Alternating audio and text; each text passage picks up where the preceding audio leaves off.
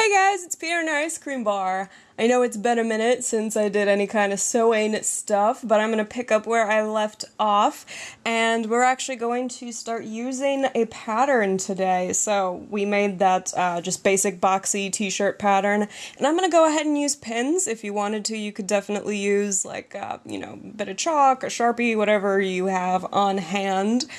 Pins are nice because they don't really leave any marks. And I'm just going to pin the fabric to my pattern. I'm using 2 layers of fabric, and then I'm going to go ahead and pin the sleeve as well, and then I'm just going to cut those out. Now you can see pretty easily, because I left the hem on the bottom of this t-shirt, which is the right side of the fabric and which is the wrong side. So I'm just going to line these pieces up for you so you can kind of see where we're going with this. Again, if you've not ever sewn before, I thought it might be helpful. And then I'm going to go ahead and start pinning together my the top of the sleeves, kind of like the shoulder area.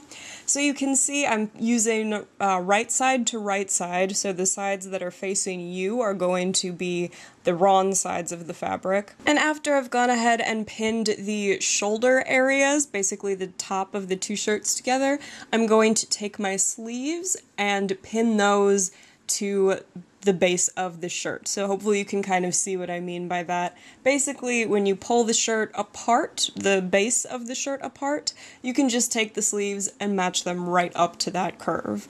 And then when everything's pinned, I'm just going to go ahead and sew everything together.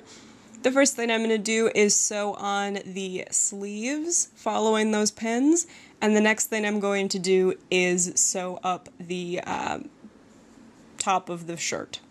So once all of those pins have been, sewn together, you can take them out.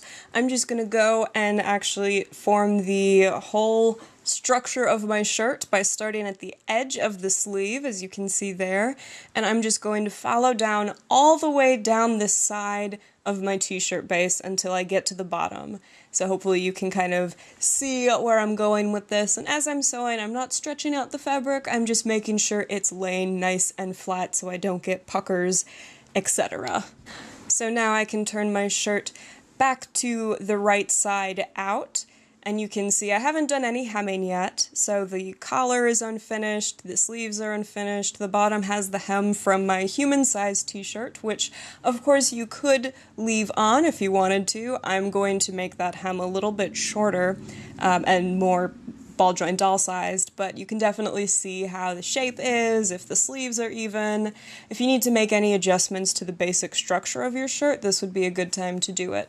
It's also a good time to maybe try your shirt on your doll to make sure it's fitting the way you want it to.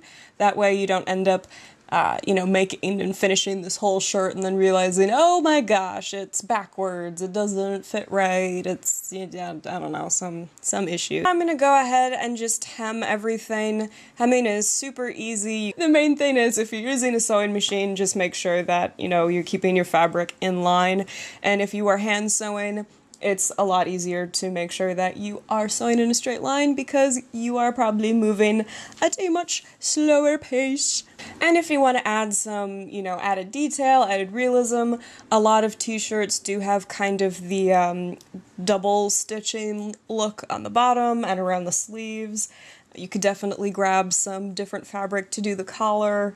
Adding pockets, all these little details can definitely bring new life into your shirt.